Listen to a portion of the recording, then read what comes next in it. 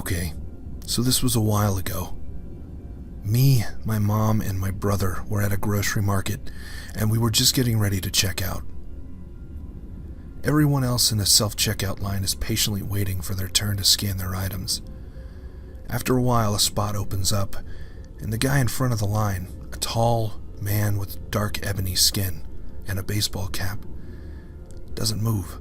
Confused, my mom asks the man if he's ready to check out. The man slowly turns around, with a hearty Caribbean accent, exclaims, "Are you trying to get in front of me?"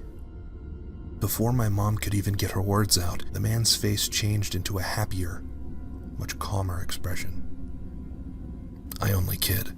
Go on ahead." So while obviously being shaken by the man's sudden change of emotion, we hurried past him and proceeded to scan our items. While my mom was scanning, I took another glance at this man. I noticed that he didn't have any food with him. He didn't have any items at all. In fact, he had been standing in the self-checkout line with no items for the past 10 minutes or so. Before I could look away, I noticed the man looking at us. He slowly curled his lips into a wide golden smile. I quickly turned away, but out of the corner of my eye I could see him walking towards us. He slowly paced and finally stopped when he came up to us. "You don't need to bag all this by yourself. Where's your husband?" he asked my mother, still smiling. "Oh, he's in the car," she said, forcing a smile. She was lying. I knew that my father was at home, but I didn't say anything. His face changed, now frowning. "I can take you all to heaven with me, you and your babies," he said, looking at me and my brother. He turns his gaze to me, my shirt specifically. "Sunday Funday," he read. "Sunday is my favorite day. It's our best day," he smiled. And he moved closer to my mother. "Women like you are the easiest targets. Your babies can't defend you," he said. "I could kill you right now, and they wouldn't touch me." Hearing this, I slowly backed away and went over to security and told them that the man was bothering us.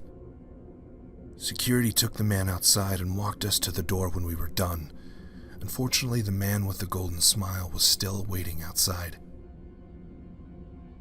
When he saw us, he happily started walking over to us.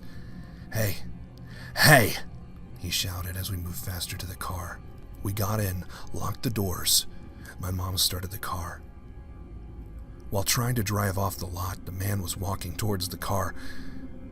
"Where is he? You lied to me. Where is he?" At first, I had no clue what he was going on about, but then I remembered my mom told him that my father was waiting for us in the car.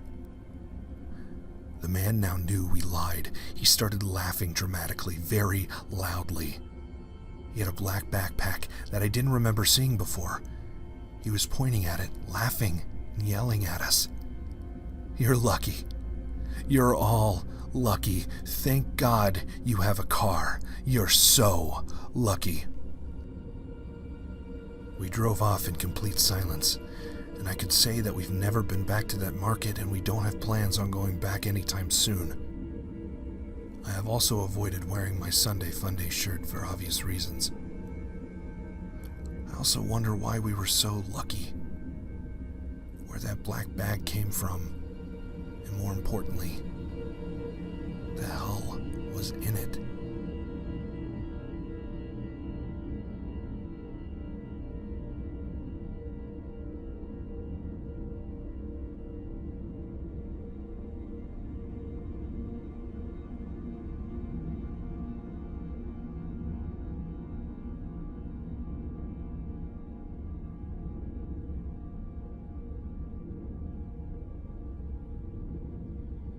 I was 7 at the time, living in a comfy home near a church that would give off the vibes of fake comfort. My dad worked at the church, and every Sunday we would go to church for a few hours early so he could practice before the service would start. He was an organist. Meanwhile, my siblings and I would wait in the room where Sunday school would take place, but because it was so early in the morning, no one would be there, just us three. I remember it vividly. All three of us were drawing, frequently sharing crayons like red and black especially.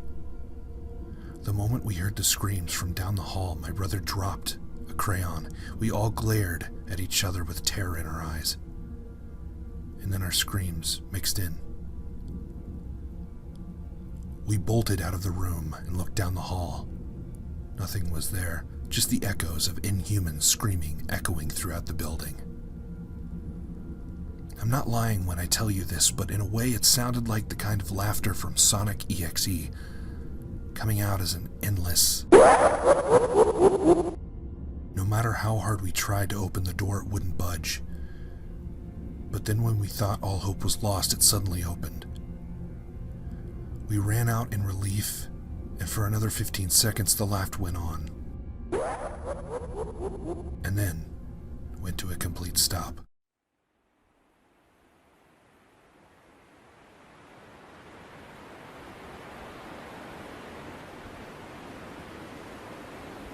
Minutes passed as we relaxed near the fountain.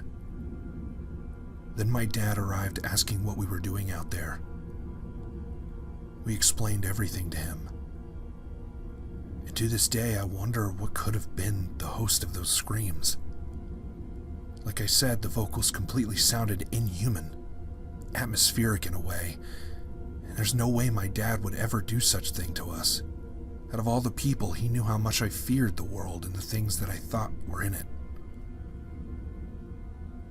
It could have somehow been teenagers messing with us, but then the thought comes back, why the hell would any group of teenagers or adults just randomly walk into the building to hang out? A church isn't really a place where you would go to hang out with your buds. But one thing that really creeped me out about the whole situation was that when we first entered the building, near the end of the hall, there was a stuffed rabbit.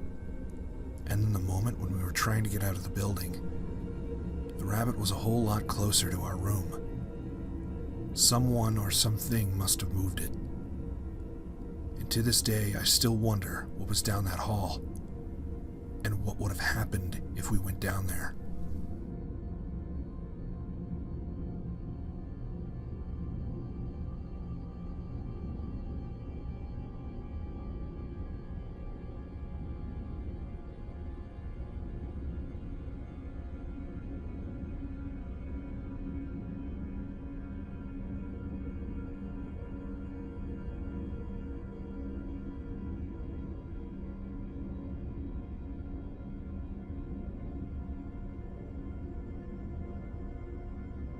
Just some background to the story.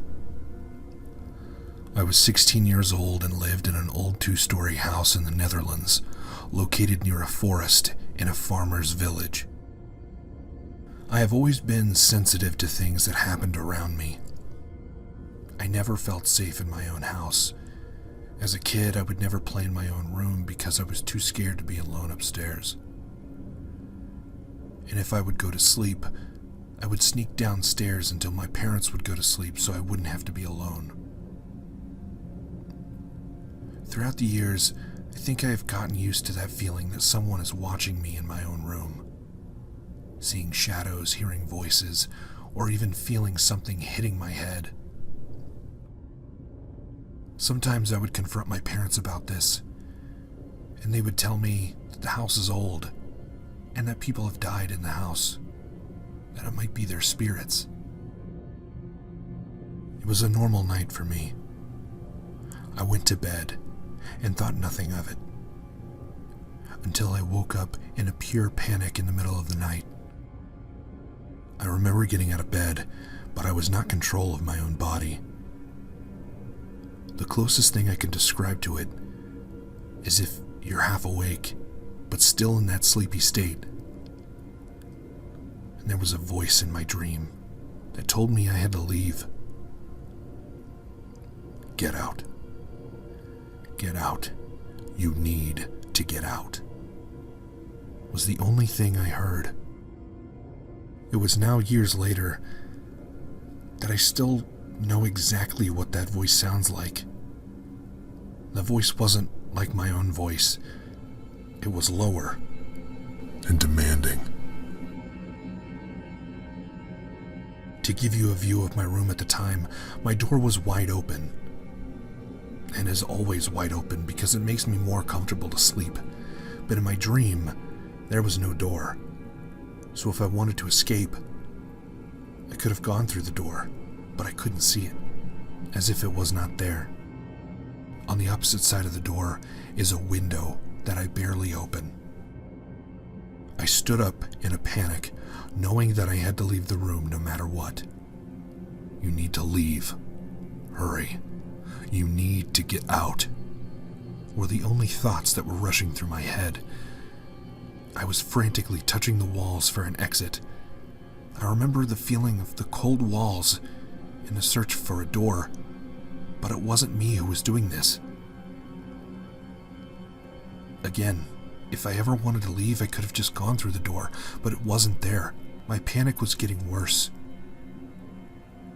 as if someone was coming for me. That is the only way to describe it.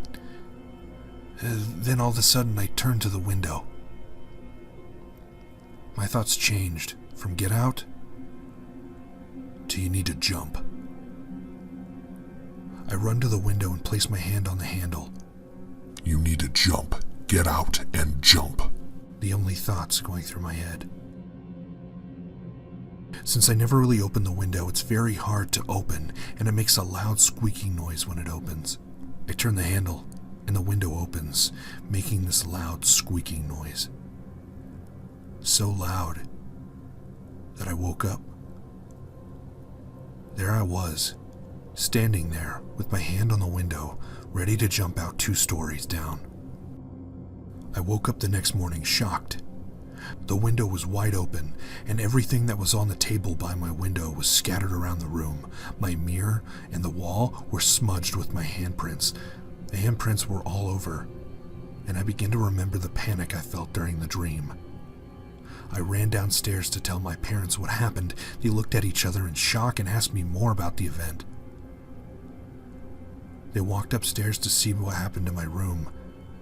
That day, my dad zip-tied the window shut in case something like that ever happened again. Weird things happen and still happen around that house. I currently live in America, so I don't have to deal with it. But when I go back for the holidays, I always have a weird feeling being in my old room. I'm happy I woke up from the squeaking noise of the window and that I didn't jump. I think if I didn't wake up, I would have had jumped for sure. The voice in my head was so strong, and I had no control over my body until I woke up. To this day, my parents and I sometimes bring it up. They try to figure out why it happened or what it was. I personally have no idea what it could have been. The only thing I could think of is that it could have been an angry spirit. But I have no idea.